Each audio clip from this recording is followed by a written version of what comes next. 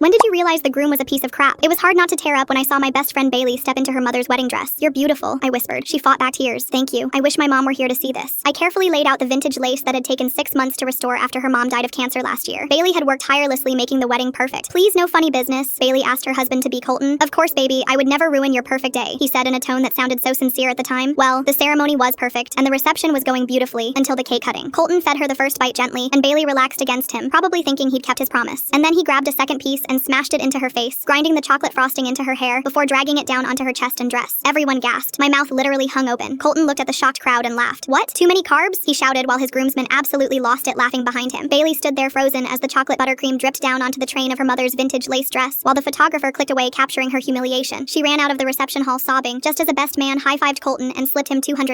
A freaking bet over whether or not he'd really do it. Within minutes, every bridesmaid crowded the bathroom, trying to remove the stains from the dress and retouch her makeup. He's a jerk. You were always too good for him, I said, practically grinding my teeth. We spent a lot of the time absolutely dissing Colton for the monster he was until someone asked, so what are we gonna do about it? Brooke, Bailey's lawyer cousin, stroked Bailey's hand. Hey, listen to me. The marriage papers aren't filed until we get back to the States. You're not legally married yet. Her college roommate Shelby cut in, especially not if he never returns to the States. Let's destroy his passport. Half of the girls laughed, but half agreed enthusiastically. Her work bestie added, why stop there? I could totally get him fired. Imagine, no passport, no job, no wife. Bailey kept shaking her head saying, no, I can't do this, like the angel she always was. He knew, said Shelby, and her voice was scarier calm than I'd ever heard it. He knew exactly what that dress meant to you, and he did it anyway. The bathroom went quiet, all of us recalling the way her mom's cancer devastated everyone last year. Then Brooke stood up and said, so here's what we're gonna do. And suddenly everyone was talking at once with ideas flying back and forth. Bailey finally looked up and whispered, make him pay, and that's all we needed to hear. We got Bailey cleaned up and into her backup reception dress, then walked back into the party, all smiles like nothing had happened. Colton was still celebrating with his groomsmen and barely noticed when we returned, probably figured Bailey had cooled off like she always did when he acted like an idiot. I gave my maid of honor speech about surprises in marriage while walking past Colton's chair where his passport bag was sitting, and my hand slipped while gesturing with my red wine glass. Oh my god, I'm so sorry, I gasped as the wine soaked through the bag, and Brooke quickly grabbed it to help, but made sure to really grind that wine into every page of his passport until they were stuck together in purple clumps. Meanwhile, Shelby managed to swipe his phone from the table, deleted his airline app, and changed his alarms for the flight. She changed the password to the phone before placing it back on the table. Brooke snuck into the honeymoon suite and dragged every piece of Colton's stuff into the pool. She made sure to take pictures of the floating expensive suits and underwear for us to look at later. The best part was, after the party, Colton was so drunk he stumbled to bed without noticing anything was wrong. We got Bailey packed up and ready to go, and at 5 a.m. we checked her out for the 8 a.m. flight while Colton was still passed out upstairs. We left him a note on the pillow that said, the marriage papers are in the trash where they belong. Enjoy finding your own way home. Colton missed his flight home and got stuck in Cabo for a week with no passport and clothes that were soaked in chlorine. When he did manage to make it back, his firm had put him on indefinite leave after the reception video reached the female CEO who was a cancer survivor herself. We giggled at the seeking new opportunities on his LinkedIn profile. Bailey had spent her time in France for her solo honeymoon, and 6 months later, she posted herself in the restored stain-free dress at her mother's grave with the caption, Mom, I almost married someone who would have disappointed you. But I was sure that night her mom was proud of Bailey and the 7 bridesmaids.